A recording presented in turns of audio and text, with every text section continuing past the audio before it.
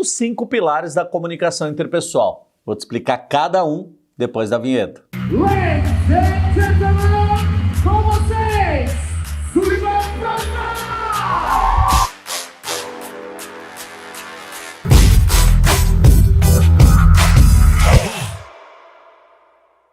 Você conhece os 5 pilares da comunicação interpessoal? Sim ou não? Bom, se a resposta foi não, eu vou te trazer agora esses 5 pilares.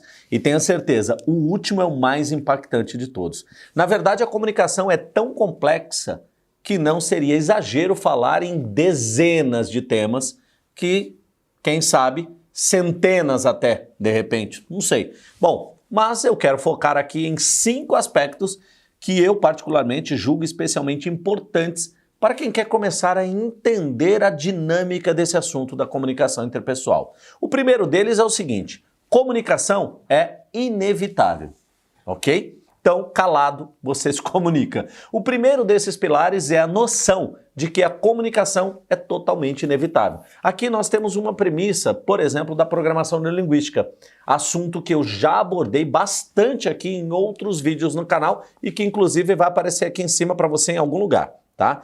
É impossível não se comunicar. Assuma essa máxima. O significado dessa frase está bem óbvio, não é mesmo? Então observe o seguinte: imagine que você está em um jantar, em família, por exemplo, ou em amigos, como você queira, e você percebeu que um dos seus parentes ou amigos ali está calado. Ele não sorri e não parece a fim de interagir. Percebe? Ele já está se comunicando. Nesse caso, mesmo que essa pessoa não esteja fazendo nada, falando nada, extremamente quietinho para se comunicar, ele está fazendo absolutamente nada, mas ele está se comunicando. Concorda? Então observe, a sua simples postura em uma ocasião na qual os demais estão ali alegres, falantes, acaba passando a mensagem de que você, de alguma forma, não está bem estando ali. E aí, amigo, abre espaço para uma série de interpretações. Cada um pode interpretá-la de um jeito diferente e como bem entender e quiser. Por exemplo, achar que ele está ali de uma certa forma emburrado, por algum motivo, ou que é apenas a sua personalidade, de repente. Isso vai depender de pessoa para pessoa, como ela vai entender aquela não comunicação, que já é uma comunicação. Para o que eu estou defendendo aqui, observe o seguinte: não importa, porque comunicação não é a mesma coisa que comunicação eficaz. Ou seja, mesmo que eu interprete errado uma mensagem, isso não significa que a comunicação, de uma certa forma, não tenha ocorrido. Pois bem, ela ocorreu. O item 2, o pilar 2 da comunicação interpessoal. Comunicação é contextual. O que isso quer dizer? Bom, vamos entender. O segundo pilar, ele diz que a comunicação interpessoal é contextual, ou seja, toda comunicação entre duas pessoas ocorre dentro de um determinado contexto. Isso é inevitável a gente analisar. Ou seja, a situação, a cultura, as emoções daquele momento, o grau de afinidade que os dois indivíduos têm entre si e por aí vai. Tem diversos outros contextos. Esses apenas como exemplo. Para voltar ao exemplo de antes, a pessoa calada do jantar lá em família ou entre amigos pode ter perdido um cliente importante naquele dia, o que o levou a, de uma certa forma, ficar triste.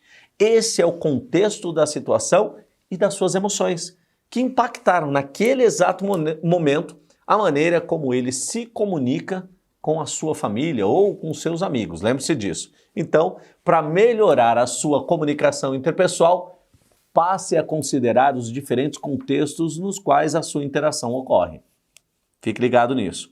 E agora, o terceiro pilar da comunicação interpessoal, autoconhecimento.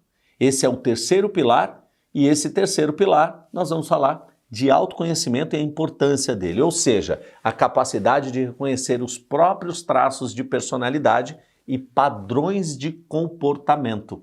Isso é como se fosse o combo, né? É o combo perfeito. É justamente quando a pessoa tem essa capacidade e começa a perceber como os diferentes contextos à sua volta afetam não apenas o comportamento do outro, mas também o seu. Impacta muito, você sabe disso. Se você chegar nesse nível, a tendência é que passe a ter mais controle sobre a maneira como você se comunica diariamente. Por exemplo, se você sabe que tem tendência a um certo comportamento explosivo e você identifica as situações que o despertam muitas vezes, você certamente terá dado um passo muito grande e vai conseguir reconhecer esse contexto antes de ter uma reação ali raivosa ou estressada. Então, pode pensar melhor em como responder àquele momento, ok? E o quarto pilar da comunicação interpessoal? Bom, esse diz respeito a uma coisa que todo mundo sabe que é importante, mas poucas pessoas praticam, a chamada escuta ativa. O quarto pilar da comunicação interpessoal é o da escuta ativa e a sua importância. A escuta ativa é a prática de se engajar totalmente em escutar o outro ou os outros. Sabe aquela pessoa que quando ouve você contando sobre um problema, na primeira oportunidade, interrompe a sua fala para contar uma experiência semelhante que aconteceu com ela? Não, é justamente isso a falta de escuta ativa. Isso é exatamente o contrário da escuta ativa. A ideia é que você escute com disposição, para você conseguir entender de fato o que o outro está falando e principalmente que você tenha capacidade de fornecer um feedback. O feedback nada mais é do que uma mensagem, que pode ser verbal ou não verbal, que demonstra que você ali presente, entendeu de fato ou que está pelo menos presente e centrado naquilo que o outro disse. E agora, qual é o quinto pilar da comunicação interpessoal? Não sabe? Vou te dizer. E lembra que eu disse que esse talvez seja o mais impactante de todos? Pois bem, é a autorresponsabilidade. O que isso quer dizer? Vamos entender. Para finalizar, o quinto pilar da comunicação interpessoal é o da autorresponsabilidade.